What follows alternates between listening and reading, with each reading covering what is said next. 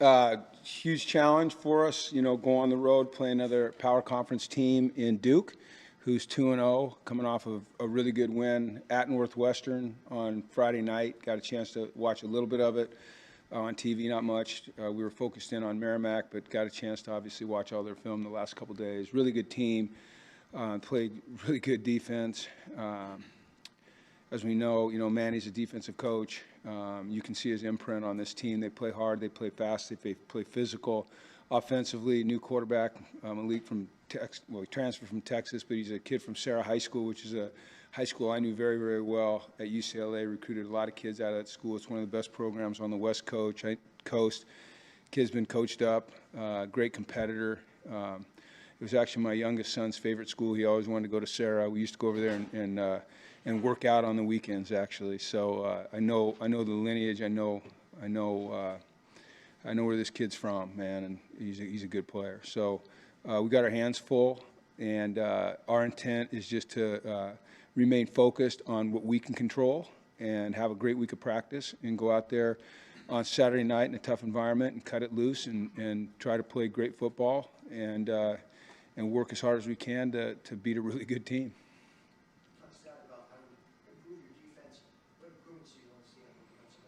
It's very simple. It's not easy, but it's very simple. I want to see us do our job on a more consistent basis and not just do our own thing, And that's kind of a natural reaction during a game. As a guy thinks he can make a play, so he kind of goes off script a little bit.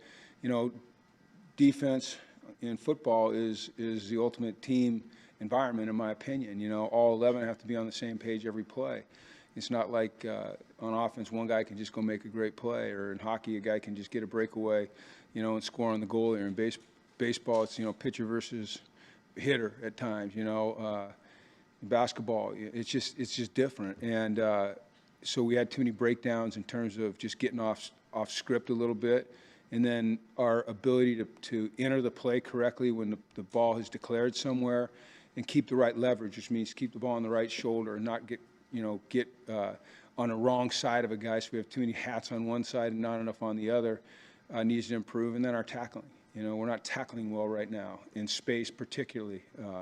We're not bringing our chest. We're not wrapping our arms. We're not grabbing cloth. We're not rolling our hips. We're not driving our feet. Too many times we're going with the shoulder tackle, which to me is not a tackle.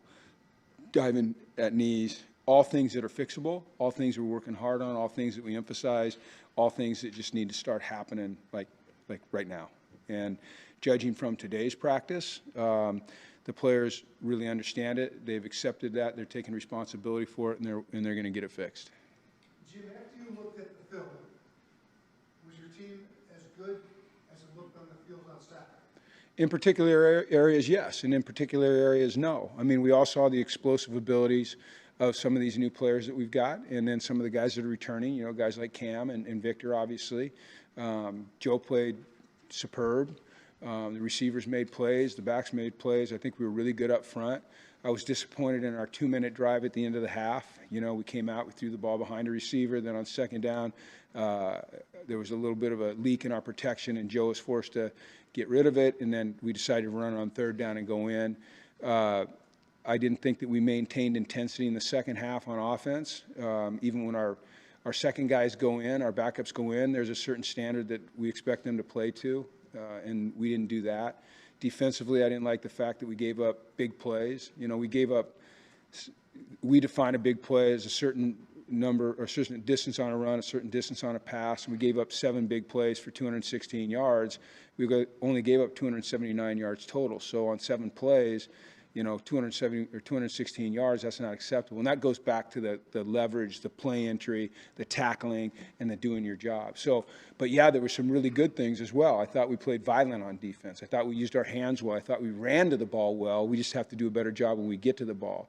Offensively, like I said, we ran the ball well and we made plays in space. And, when you can get a quick drive like that and get a big play, it's certainly gonna help you, as an offense in terms of productivity. You've already returned 10 punts this year. You had 11 all year last year. Is there more of a focus on trying to get return yards this year, especially with weapons like Sheffield? No more emphasis. There's always an emphasis. He's a very good punt returner who has really good judgment back there. I think we've done, one of the things is we were able to force a lot of punts, so that gives you more opportunities. I think he plays with a lot of confidence back there because he's experienced. I mean, there's always going to be an emphasis on, number one, securing the football. That's the number one thing. It's the first offensive play, and then get what you can get. But I certainly like him back there. I feel very confident when he's back there that he's going to make the right decision. And he just needs to, we draw it up, right? You drop a play and you tell him where the ball's supposed to go, where the return's supposed to hit. But with a guy like TJ, at the end of the day, you tell him, okay, that's all well and good, and it looks good on paper. Now trust your instincts. And if he trusts his instincts, he'll make plays. But feel good about him being back there. Jim, do you expect to get any of the injured players back this week or not? It's a little early to tell. They'll meet with the doctors today and tomorrow. My hope is that, a guy like Malik can find his way back. It's only been 10 days since his surgery, so, that's pushing it. But if he gets cleared, then he'll be ready to play. He was out at practice today with a jersey on, non-padded, and he was getting work behind the first defense, kind of shadowing. So he was getting good mental reps.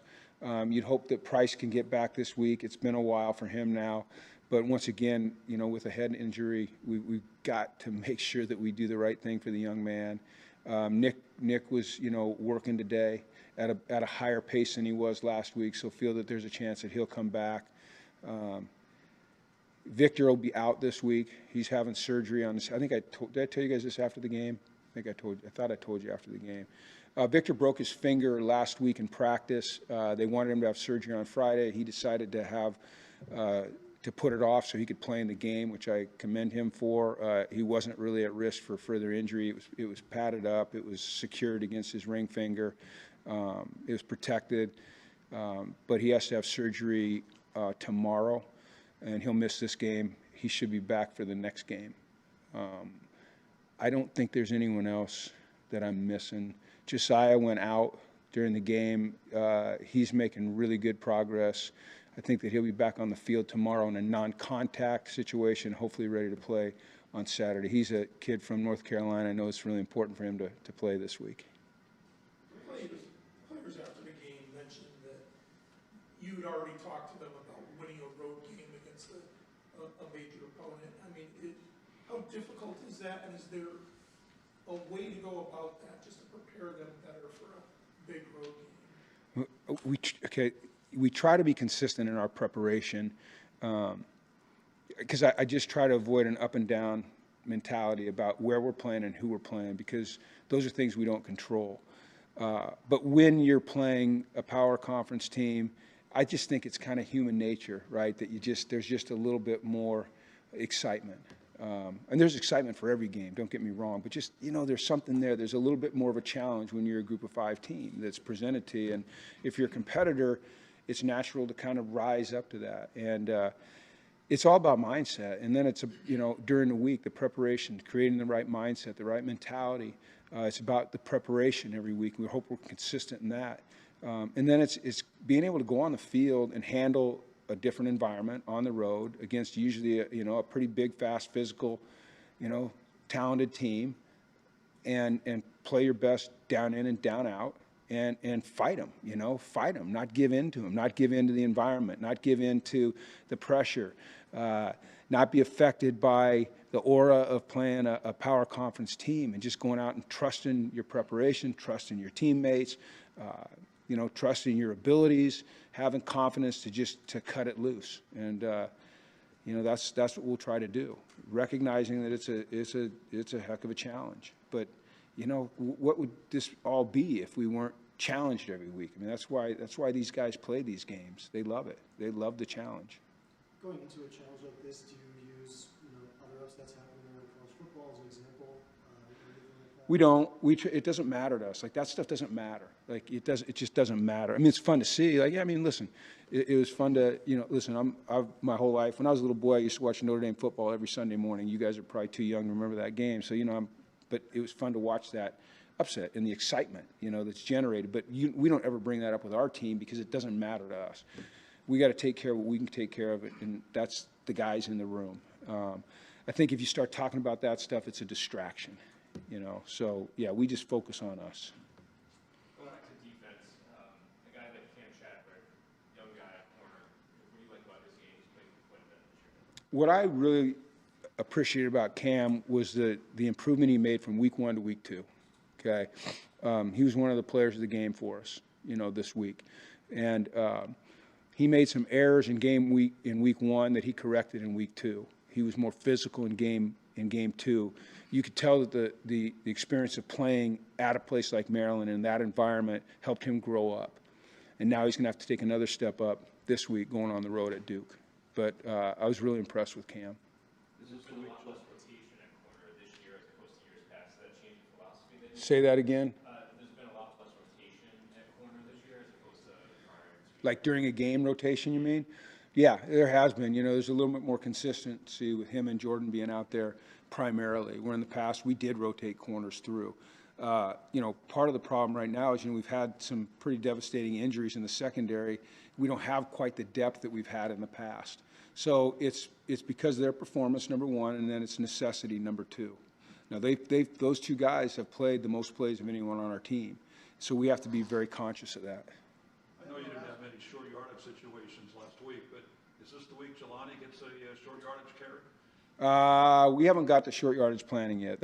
We plan short yardage typically on a Tuesday night or a Wednesday morning. So we haven't even, we've looked at their short yards. But when you game plan in segments. We haven't game planned short yards and goal line yet. What have you seen from Ben Morowski? He's kind of new to the offensive line this year. Obviously, he came off some injuries and everything. Well, first of all, it's good to see him healthy and want him to keep, stay healthy. He's a big, massive guy in there. He plays with a lot of confidence. He knows what he's doing. For a guy that's 330 pounds and almost 6'7", he's got an unbelievable athleticism, really great feet. I think I've told you guys before, when they go play pickup basketball in the offseason, he's like the point guard, right? You'd think he'd be like the power forward, but he's the point guard, right? Dribbling between his legs and dunking and all that. So he's got that athleticism that you really like, especially in our scheme. And he's a smart kid. He just doesn't make mental errors. He just needs more experience. He just needs snaps. With more and more snaps, you're going to see his ability to be consistent really, really improve. He's going to be a really good player here. Jim, I know you brought Skyler here for a reason, but has he exceeded maybe in any way what you were hoping or expecting from him?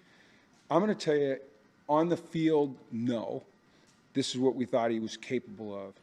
The thing that's been the most impressive to me about Skyler Bell is his professionalism, all right? His maturity, his work ethic, his attitude, the way that he cares about the team. Like, Dom, and I've said this a million times, in this era with the portal, you worry when you bring guys in, right? What's their motivation going to be? And Skyler he's a pro. TJ, he's a pro. Ezariah, like, these guys are they handle themselves like pros, like guys I'm used to being around. And I don't want to say it's surprising, but it's encouraging. You love to see that. Even at Maryland, where he had a hell of a game, but we lost, he was not at all, like, hey, look at me, I did well, but it was all about the team, and I love that. That's what we have to have. After the game last week, he said he wants to prove he's one of the best receivers in the country. How does it make you feel to have someone here thinking along those lines, thinking with that kind of ambition? I appreciate that. And so far, he's backing it up with his work ethic and his attitude, right? And his production's been really good. He's just got to keep doing it. I'm confident that he will, and look, I really like the kid, I mean, my favorite play his so far this season, by far, was Cam Edwards' catch and run down the sideline. If you watch that play and you watch it late, he blocks his guy not once, but he blocks his guy twice, and Cam gets in the end zone. And so, sometimes receivers aren't going to make that commitment. And here's a guy that's a darn good downfield threat. He's a darn good guy with the ball in his hands and getting yards after catch. And then he commits to blocking down the field like he does. I mean, that's, those guys aren't easy to find. So you really appreciate it. You were working with the offense, just kind of in follow-up of this game. Imagine the mood must have been pretty positive, kind of going over that. What do you think that means for the guys in that room to have the chance to kind of review a performance where they do so well? Well, it does give you confidence. You also have to look at it through a very, very, very critical lens, and You can never gloss over the mistakes that you made. You celebrate the great plays and you reinforce why it was a good play, but you know it wasn't good enough yet, and we have to keep pushing for perfection. And I felt that attitude really throughout the whole team. You know, I mean, yeah, it was fun to win. I mean, it's fun to win like that. That's what we work for. But the last thing you ever want is to feel satisfied, and I don't think our guys feel satisfied at all. And I think, you know, having a challenge like Duke coming right at us, you know, that gets you right back in the right frame of mind. And I felt that today. I thought today was one of the better practices we've had, in a long, long time. So that's a good thing, but it's got to carry over to the game. Jim, I was talked about his speed being one of his main attributes. What else makes him such a good skill player? Well, his consistency catching the ball. You know, he doesn't drop a lot of passes, and when he does, he can recover. I think his ability to kind of move from play to play, and the example would be the first play of the game. He catches that quick little slant. He gets pretty good yardage. They call us for holding. We bring it back. You know, and then he got right to the next play, which was a big play down the sidelines, you know, so not getting caught looking backwards or looking forward, just staying in the moment. And then I think that there's an element of toughness to him, both mental and physical, that, you know, you only really get to see if you get to watch him practice every day, or watch him in meetings every day, or look at the look on his face every day, or the way he takes notes every day, you know, or the way you hear him talk to his teammates every day. You know, he's just got, like I said, I go back to what I told Dom, is there's a level of professionalism and maturity there that lends itself to the type of production that he's having. You know, when you combine his skill with his work ethic, with his maturity and professionalism, you're going to get a good player. Jim, I know there's obviously a difference between the first half against Maryland versus the second half against Maryland and Merrimack. But have you learned anything about the two quarterbacks from what you've seen that changes the way you felt 2 weeks ago? Well, I feel like they're both comfortable doing the things that we ask them to do. You know, I feel like they both have a really good grasp of our system. And, you know, they're both a little bit different, as we know, right? Joe's a little bit more of a pocket passer, although we saw that he can run. Nick, you know, is a less experienced guy. He's got a real high ceiling. He's good out of the pocket. You know, obviously he doesn't have as many snaps, and it was unfortunate he got hurt. But I like the fact that they both understand their fit in this system. And, you know, every snap they take, whether it's practice or game, they're going to get a better feel for that. So, you know, you come out of two games and you feel good about two quarterbacks, you know, that's a good thing. You know, often they say if you have two quarterbacks, you don't have any. Well, I don't think that's the case here right now. So that's a good thing for us. How has Wes's center helped your offensive line, especially the interior, come together, and has the line performed better than expected early on, just given just three new guys? Wes is he's very smart, and he's very calm, and you need that at your center. You need a calm presence. You know, he's setting the protection calls. He's making a lot of the calls up front in the run game. He's an athletic guy who plays with good pad level, and in our run scheme, that's what you need, a guy that can move his feet quickly, move laterally quickly, get up to the second level, you know, get his body on people. He's just kind of fit right into what we're doing. And I wouldn't say they're performing better than I thought they would. I have a lot of confidence in Gordy as a coach. He has confidence in those guys. I have confidence in those guys. They have confidence in each other. You know, they're really a tight-knit group. When you've got two veteran tackles like we do in Chase and Val, that's certainly helpful, you know. And then to see guys like, you know, Ben Morawski come along, and another guy, you know, Brady Wayburn is really coming along well. Jaden Bass is coming along. We've got some younger guys that, you know, we're able to get them some plays and watch them develop. So, you know, when you lose three guys inside, yeah, you worry a little bit. But, you know, I expected, you know, based upon, you know, kind of Gordy's evaluation that we'd be okay. And, you know, so far we are. We got to keep getting better, though. Along those lines, 2 games, no sacks allowed with the reworked offensive line. What specifically are they doing well in pass protection? Well, working well together. You know, all 5, and the back and the tight end, because they're all, you know, involved in protection, as are the receivers running good routes and the quarterback getting rid of the ball on time. it's so much more than just the offensive line, but specific to the offensive line, they're working well together. You know, there's not miscommunication. They're doing a good job of IDing, you know, the front and the potential blitz and getting the communication made that needs to get made. And this is going to be really difficult this week. These guys come after you. You know, they're a pressure defense. They bring a lot of heat, and they bring some exotic heat. So, you know, you get these guys in third and, or they get you in third and short, or third and 4, third and 5, third and 6. I mean, they're upwards of 80% pressure. So it's a real challenge. We'll see how we do. Jim, just for clarity's sake, and I know there's gray area because there's an injury involved, but if Nick is cleared and gets enough work in this week, is he still the starter? If he has a good week, yes. I'm not going to play coy with that.